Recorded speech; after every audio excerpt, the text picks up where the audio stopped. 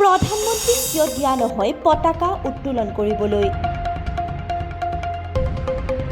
গণৰাজ্য দিৱসত কিয় ৰাষ্ট্ৰপতিয়ে উৰুৱাই পতাকা? ইয়াৰ আঁৰৰ ৰহস্য কি বাৰু? তিনিবৰণীয় জাতীয় পতাকা আজি নীল আকাশত উৰিছে।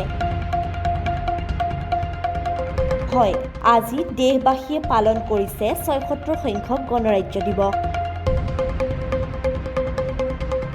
পুৱাৰ পৰাই দেখা গৈছে গণৰাজ্য দিৱসৰ ব্যাপক আয়োজন।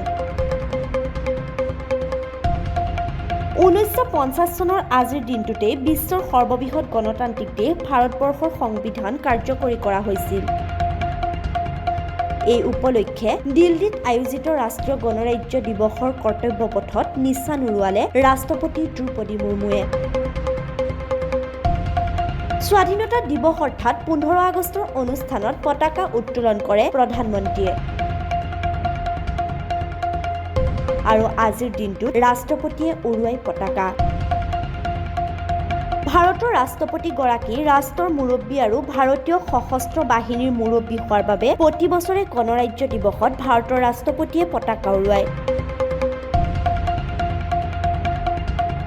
এই কাৰ্যই ৰাষ্ট্ৰপতিৰ নেতৃত্বত জাতিটোৰ ঐক্য আৰু সাৰ্বভৌমত্বক আৰু অধিক প্ৰতিফলিত কৰে। ইয়াৰ বিপৰীতে প্ৰধানমন্ত্ৰীয়ে ভাৰত চৰকাৰক নেতৃত্ব দিয়ে আৰু চৰকাৰৰ মুৰব্বী তেওঁ। গতিকে প্ৰধানমন্ত্ৰীগৰাকীয়ে গণৰাজ্য দিৱসত এই কাৰ্য নকৰে। News desk খবৰ.com